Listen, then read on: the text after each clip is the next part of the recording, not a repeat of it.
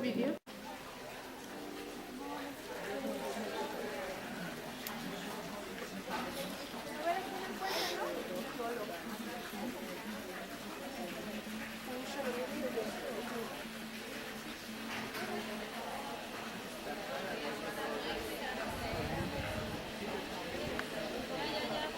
Muy allá.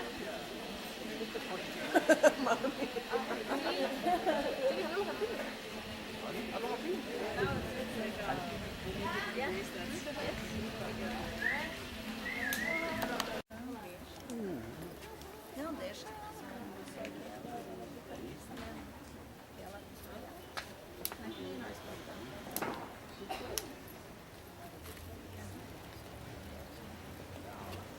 Lindas, né? Oh, Vinícius.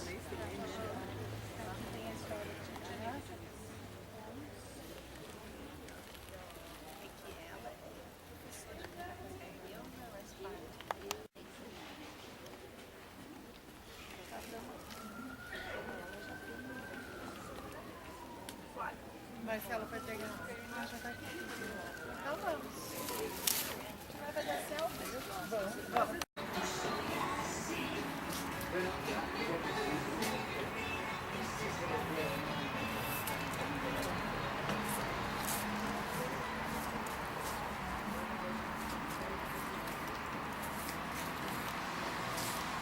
Estão visitando o Museu do Trotsky.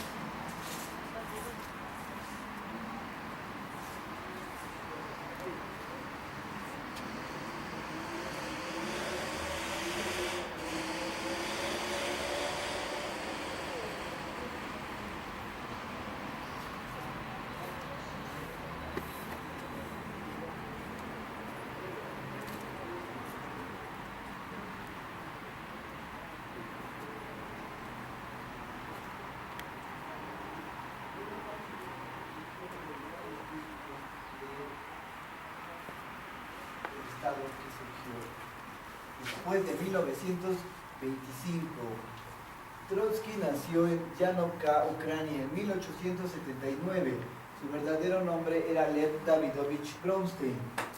Aquí está la primera fotografía que se tiene de él. Sus padres tenían propiedades judíos y tenían algunos privilegios. Él fue a la universidad, ahí conoció a los activistas.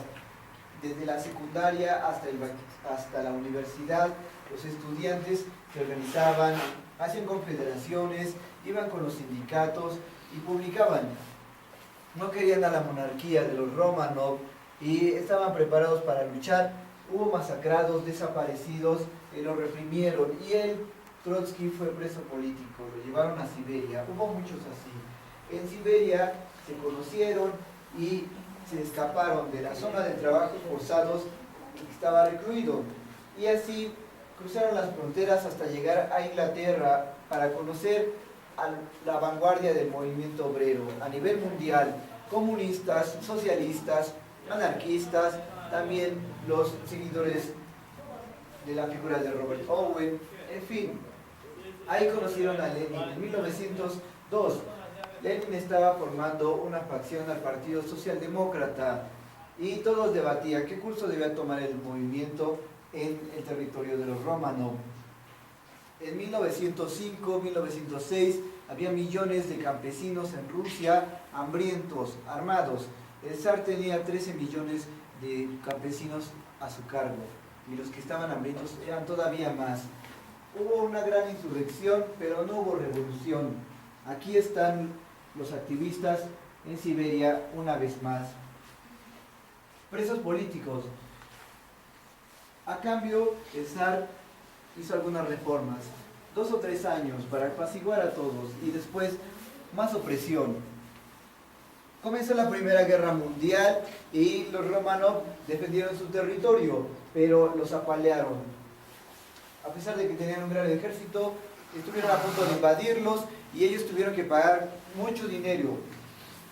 Se endeudaron y al final el zar Nicolás II abdicó, dejó su cargo, dejó a todos endeudados para que pagaran su deuda y la administración, el gobierno, quedó a cargo de los trabajadores y de los consejos de campesinos, que estaban todos organizados. También, claro, de la vanguardia. Aquí están todos ellos, viajaron desde muchos países de todo el mundo a formar parte en la administración. Trotsky viajó desde Nueva York, allá estaba porque ya no lo querían en toda Europa y él llegó y lo nombraron comisario de guerra, un reportero, un gran escritor hecho militar a la carrera. Aquí está al frente de los campesinos. Militarizó a 4 millones de campesinos y formaron el ejército. Así se defendieron en contra de 21 naciones que trataron de tomar la ventaja. Veamos el cartel que está justo al otro lado. Voy a colocarme ahí. Disculpe. Eso es, gracias. Aquí están todos los miembros del comité. Eran cargos rotativos, todos formaron parte en la instauración del Estado moderno. Y en el Tratado de Versalles, desde Wall Street se aseguraron, debía haber cláusulas que fueran muy estrictas, no querían más comunistas, no querían otra revolución, y entonces comenzaron a invadirlos, 21 naciones, una tras otra, y el ejército de Trotsky, todos los campesinos triunfaron, pero comenzó el declive de la revolución, y entonces, dentro del comité, una persona muy sagaz se dio cuenta, era el momento propicio para dar el golpe, para traicionar a todos. Joseph Stalin, secretario general del partido, él se aseguró de quedarse con todo el poder. Envenenaron a Lenin y la figura incómoda estaba muerta. Puso a buena parte de estos miembros a su favor, pero los dejó esperando 10 años y los mató a todos. Así mató a todas las personas que estaban a su alrededor.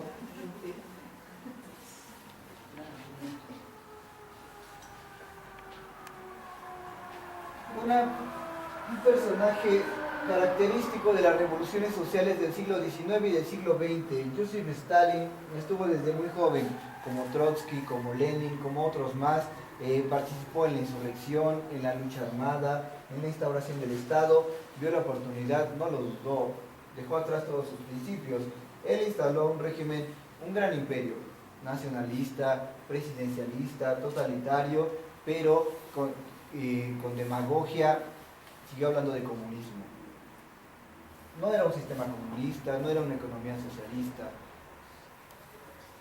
Vamos por aquí.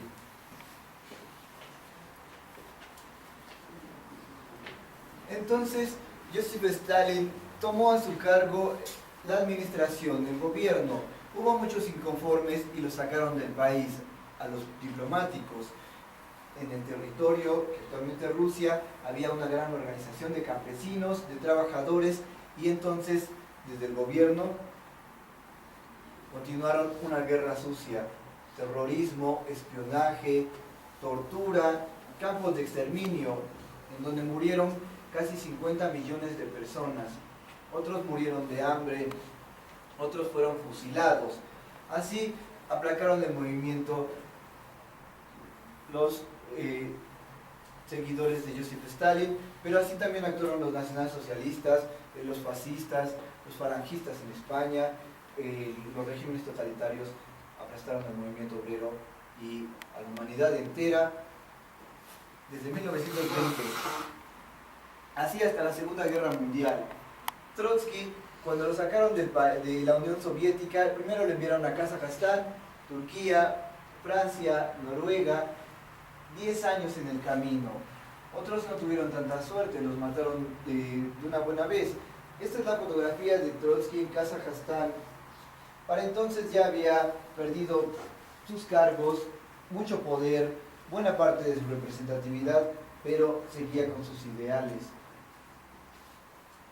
Consiguió que lo asilaran en Turquía. El Mustafa Kemal lo recibió ahí, lo mandaron a un islote, no tenía mucha seguridad, no pudieron garantizarle seguridad, pero tenía libertad de expresión.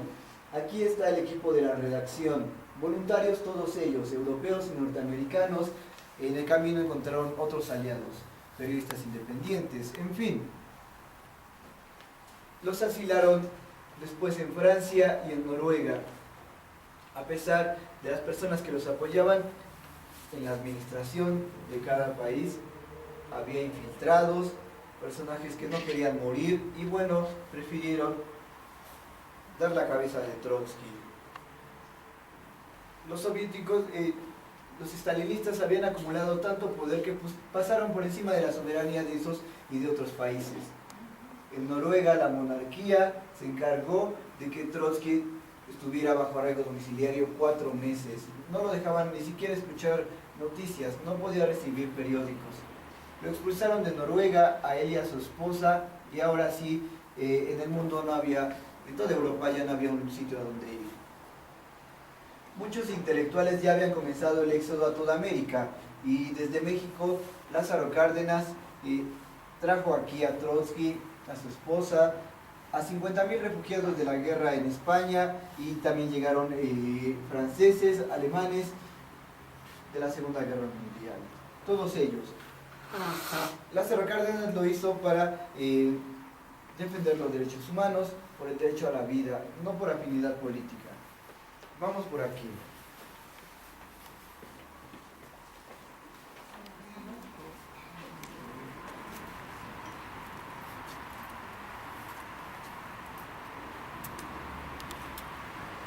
Cuando clausuraron esa entrada, abrieron una puerta que funcionaba con un electroimán. A pesar de todos los dispositivos de seguridad, los espías se aliaron con los del Partido Comunista Mexicano y atacaron a Trotsky. Hubo un ataque aquí en la madrugada del 24 de mayo de 1940. 20 elementos entraron a la casa, se metieron hasta la oficina y al fondo otros entraron por esa habitación, rodearon la propiedad. Comenzaron los disparos, 300 balas con ametralladoras. Ya habían matado a 10 policías, hirieron a Trotsky, a su esposa, a su nieto, pero ellos sobrevivieron. Fueron heridas en un pie, quemaduras. Sobrevivieron al ataque. Además cometieron más errores. Los atacantes, además de dejar vivo a Trotsky, dejaron mucha evidencia y fue fácil atraparlos. La policía hizo una gran labor, pero tuvieron que quedarse con las manos cruzadas porque los dirigentes, los que organizaron el ataque, tenían mucho poder, mucho dinero y a ellos nadie les culpó. Eran el secretario general del Partido Comunista y David Alfaro Siqueiros, personajes de muy buena posición, quedaron libres. En esta casa reforzaron estructuralmente la seguridad con las torretas, la que vimos hace un momento arriba de la bodega. Hay una más al fondo de la propiedad, detrás de la estela con la bandera. También modificaron las puertas y las ventanas. Ahí al fondo están las de grandes dimensiones. Y las modificaciones están en la izquierda. La ventana debió que cambiar hasta la mitad. Redujeron el marco de la puerta y se dificultó el acceso, pero no aumentaron el número de policías. No hubo un reforzamiento en el operativo. Desde la presidencia tampoco reforzaron la seguridad. Al contrario, se fueron quedando solos y por eso mataron a Trotsky. En la que era habitación del nieto de Trotsky, Esteban Volkov Bronstein. Él llegó a México cuando tenía 13 años, 1939, y estuvo durante el ataque. Él se escondió debajo de la cama cuando el comando entró por esta habitación. Dispararon a ese rincón, le dieron un balazo en un pie. Y aquí también, la madrugada del 24 de mayo de 1940, Natalia Sedova, la esposa de Trotsky, escuchó el crujir de las ventanas. Rápidamente llevó a su esposo hacia ese rincón debajo de la mesa y es el punto ciego de la habitación. Las ráfagas venían de la ventana, de ambas puertas. Cuando eran más grandes, solo vidrio y madera. Los impactos están todavía en estos muros, encima de la cabecera. muy cerca de su despacho. Aquí él trabajaba más de 12 horas al día, mucho más. Aquí está buena parte de su biblioteca. Lo trajeron por todos los países durante 10 años, sus bibliotecas, sus archivos, y aquí Trotsky recibió a sus colaboradores. En esta habitación no hicieron las modificaciones de seguridad, él necesitaba mucha luz, disfrutaba del aire fresco, es verdad. Y a un lado del busto hay un botón de emergencia, un botón de pánico. Lo presionaba si había algún problema y los guardias llegaban aquí. En esta habitación fue donde Trotsky recibió el golpe final. Un infiltrado se había ganado su confianza, la confianza de todos aquí. Durante casi un año estuvo rondando la casa. Su nombre, Ramón Mercader del Río, pero decía que era Frank Jackson Mornard.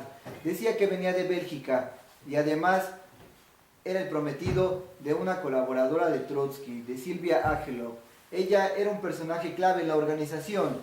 Trotsky tuvo que aceptar a ese personaje entonces, y además de eso tuvo que revisar uno de sus artículos. El 20 de agosto de 1940 Trotsky estaba ahí sentado, muy atento, revisando el texto que Ramón Mercader le había traído. Justo detrás de él, Mercader sacó el pico de alpinismo de su gabardina, un piolet, y le abrió la cabeza por la espalda. Pero Trotsky alcanzó a percibir el ademán. Se abalanzó al mismo tiempo, recibió el golpe, pero ya no tan contundente, y sometió al atacante, le quitó el arma. Los guardias llegaron aquí, querían vengarse, querían ejecutar al atacante, pero Trotsky lo impidió. No podían ejecutarlo, tenían que interrogarlo, procesarlo.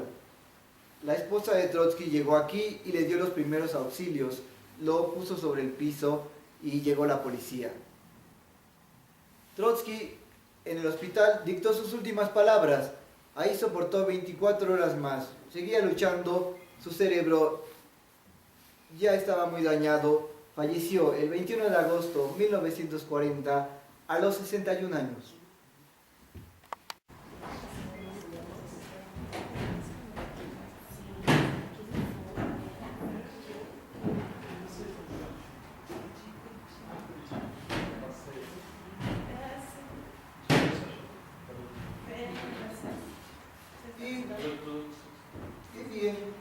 A pesar de que el asesino fue llevado a prisión en esta ciudad, a Lecumberri, él la pasó muy bien. Le habían asegurado que si se quedaba callado, tenían prometidas unas vacaciones de por vida. Entonces el asesino, cuando colocaron las cenizas aquí, la persecución cesó. La viuda y su nieto estuvieron tranquilos. Se les procuró una guardia de voluntarios y los acompañaron todo el tiempo. No podían descartar un ataque. Los rusos querían destruir todo aquí, quemar la información. Lo lograron en otras partes del mundo, borraron la historia. Y los ciudadanos rusos más jóvenes, ellos no habían escuchado de Trotsky, no lo aprendieron en la escuela, no lo conocían.